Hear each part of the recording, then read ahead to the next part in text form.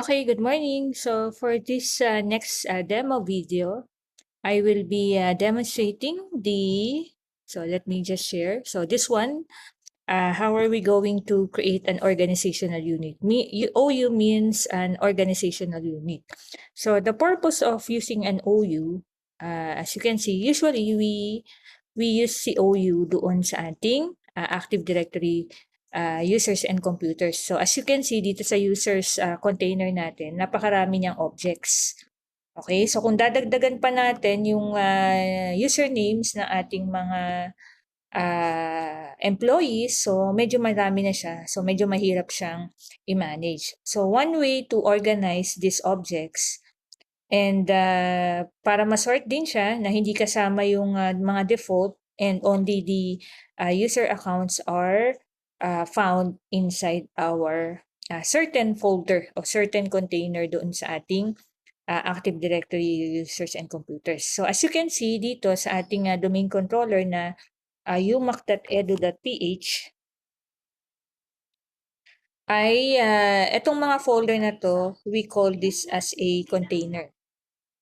Okay, so mga container yan. So here, ito, yung built-in container yan, yung computers container, itong foreign, itong managed, saka users. This is a container. Okay? So itong domain controllers na to na meron siyang ibang icon, this is an example of an OU. So this is one of the default OU na makikita po natin sa ating ADN users and computers. So we cannot place that, we cannot use that to organize our users. So usually we design the names of our OU based on our on the company's organizational chart. So usually sa design ng ating OU is i-base natin siya dun sa name ng departments na ating company. So for example, we have here si UMAC. Ay, so close ko lang siya na open. Ay i-base natin yung OU na i-create natin based sa department ng UMAC. Okay, so close ko lang to at medyo bumabagal na yung aking server. Okay, so close ko lang siya. So hindi ito kasama sa demo. So meron lang akong na-click.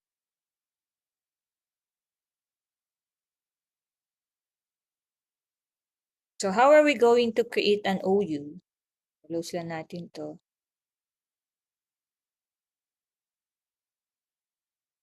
Okay. So wait lang natin siya mag-close. Talagang hirap na siya.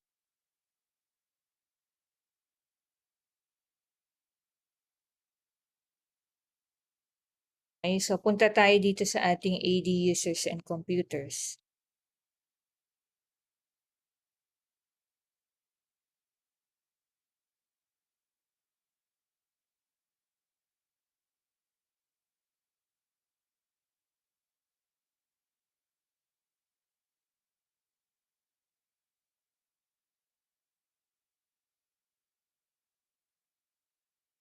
Close lang natin siya.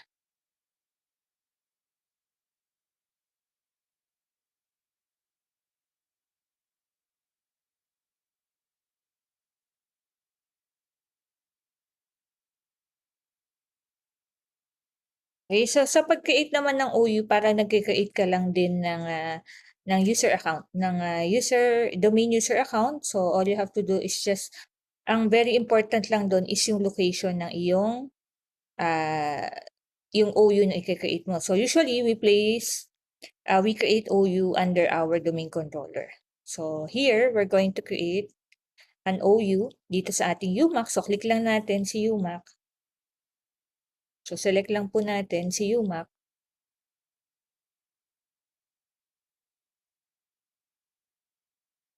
So click natin si UMAC.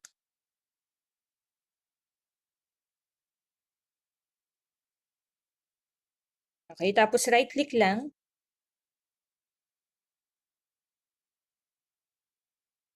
Okay, select natin si UMAC. Ay, bakit ba nagaganon siya?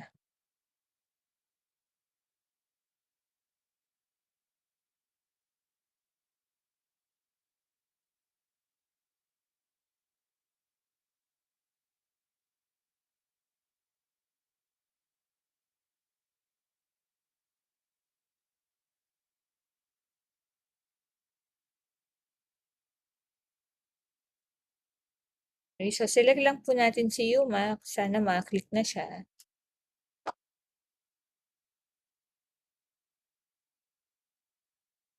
Hindi na kaya na aking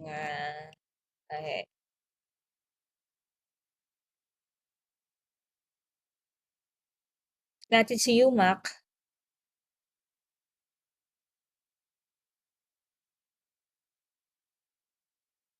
Bigat na siya.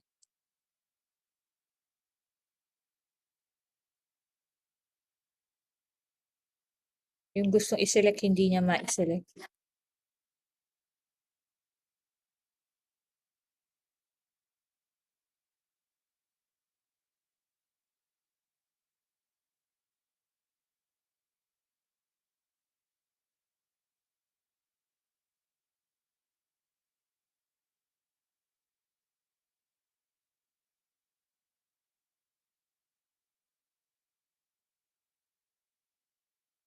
Okay, so wait lang natin. So relax lang tayo.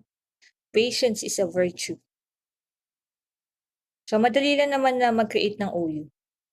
So napakadali niya compared with yung log on hours, log on to, yung GPO. So ito isa to sa mga napakadaling skill na pwede po nating matutunan pagdating sa Active Directory. So wait lang natin.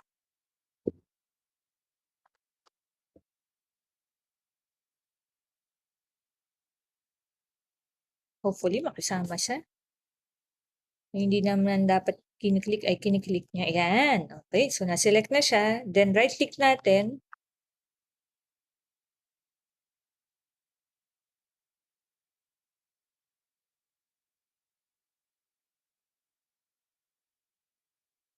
So once we have selected our domain controller, so right-click.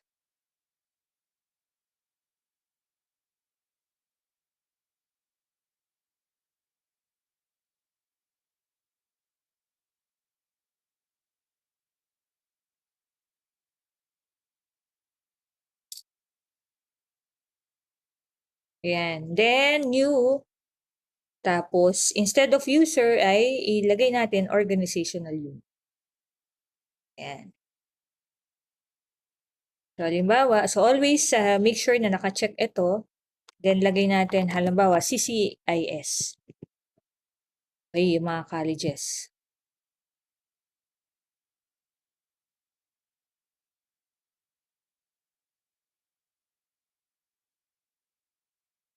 Okay, so makikita nyo, nadagdag na po yung CCIS. So, lagay pa tayo, add pa tayo ng another OU. So, napakadali lang. So, right-click.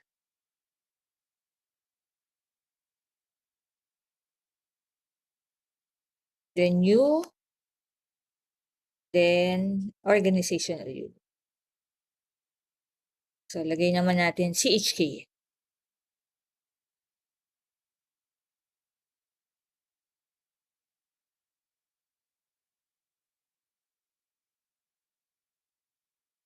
May CHK.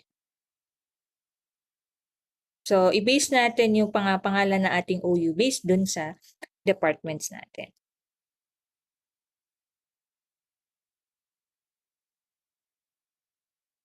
Yun. So, na-add na si CHK. Lagay naman natin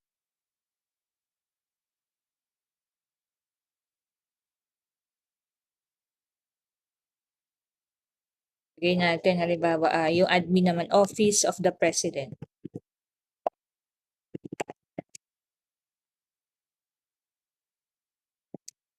Lagay tayo ng admin. Okay.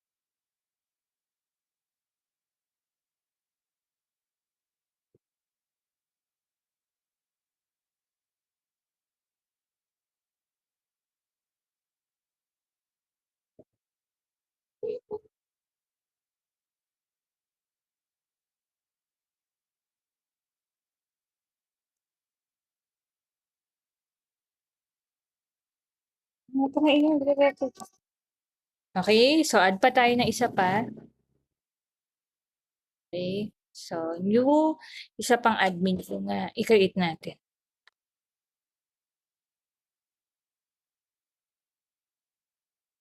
New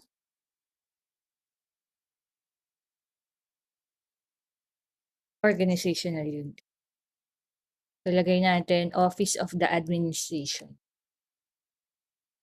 Office of the Administration.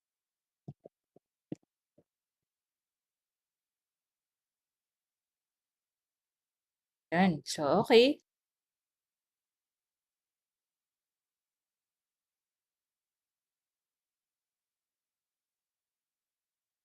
Yan. So, we have added 4 organizational unit. So, that is how you create an OU in order to organize our objects under the users folder. Okay, so hindi lang po users yung pwede nating ilagay sa ating mga OU, pwede din po yung mga groups na meron siyang icon na 2 tao. So, that type of object is called a group. Kung isa lang po yung icon ng nakita nyo, so that is an example of a user. So ngayon, paano tayo maglalagay ng objects under our OU? So since I have already created users, so ilalagay natin yung ibang users dito sa OU na create natin. So how are we going to manage our OU? So one of the management is for us to add. So yung pag-add naman ng user, just like instead of creating a user under the users container, ay diretso ka na doon sa OU na i-create mo. So what if yung user account na kinreate natin is under the users container. So, paano siya mapupunta doon sa OU na kinreate natin? Okay, so let's see. Punta lang tayo sa users container.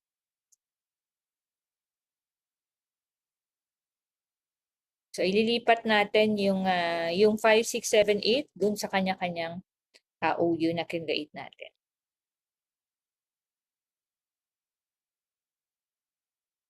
Ayan. Okay, so C5 ilalagay natin sa CIS. So, all you have to do is just select, right-click. So, right-click nyo po si user, then move. Yun lang, ganun lang siya kadali. Then, hanapin po natin siya dun sa directory natin na AD, ayun. So, si CIS, select nyo lang po siya. Then, okay.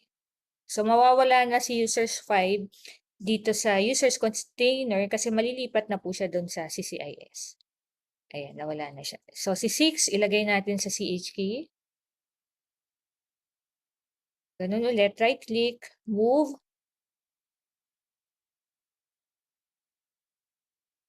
Okay, ilagay naman natin siya sa CHK, okay. So, later na natin i-check. Then, si 7, lagay natin sa Office of the President.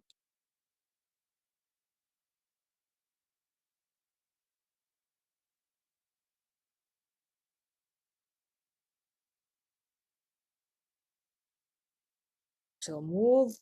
Tapos si 8 ay ilagay natin sa Office of the Administration. Okay, move.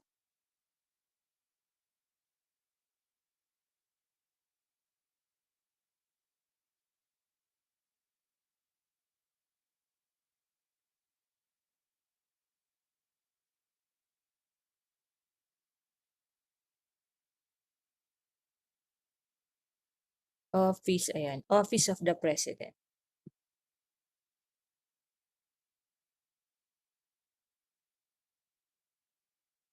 Then lastly,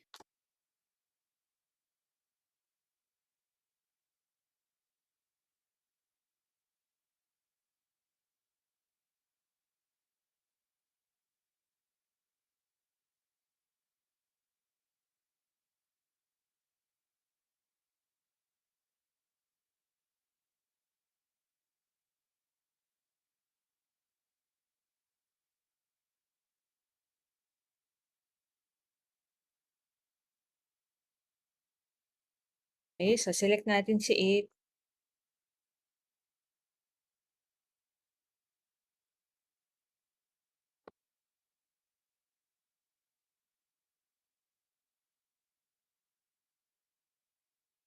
Okay, so lastly na lang si 8.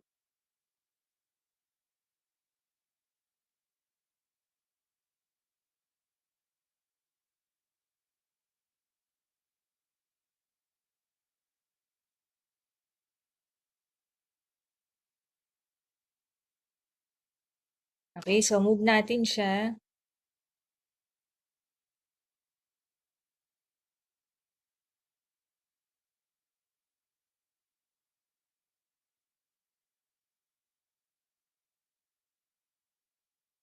Okay, move. Then, Office of the Administration.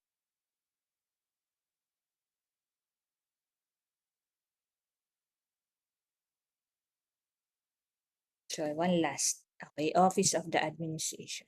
Okay. So, mawawala na si user 8. Check lang natin kung napunta sila dun sa OU na pinaglipatan natin sa kanila. So, CCIS.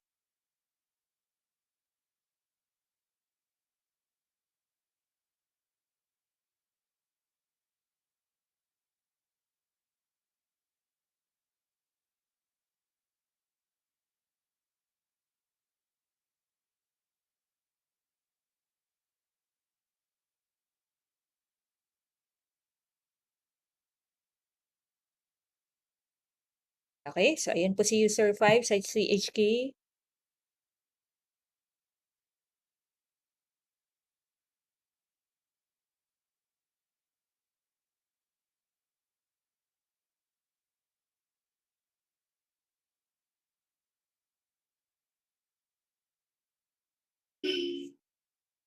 So, ito na lang, check na lang natin. Ayan, si user 6.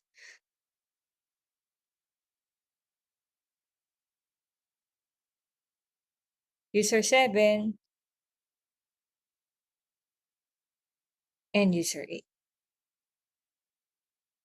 Ayan. Okay, so that is how you create and manage an OU, and how can you add objects from a user's container to the OU that you have created. Hope you learned something from this demonstration. Thank you po.